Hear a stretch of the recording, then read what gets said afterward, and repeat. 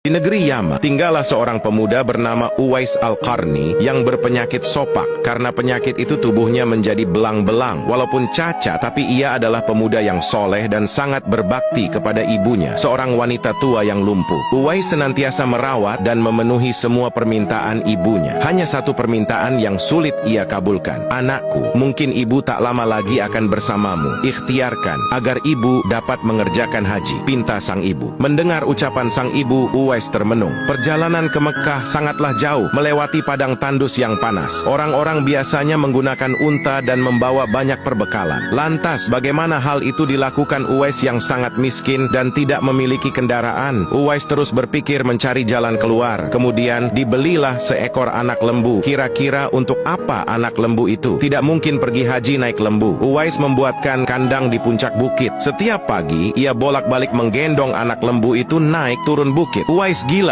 gila, kata orang-orang yang melihat tingkah laku Uwais. Ya, banyak orang yang menganggap aneh apa yang dilakukannya tersebut. Tak pernah ada hari yang terlewatkan ia menggendong lembu naik turun bukit. Makin hari anak lembu itu makin besar, dan makin besar pula tenaga yang diperlukan Uwais. Tetapi karena latihan tiap hari, anak lembu yang membesar itu tak terasa lagi. Setelah 8 bulan berlalu, sampailah pada musim haji. Lembu Uwais telah mencapai 100 kilogram.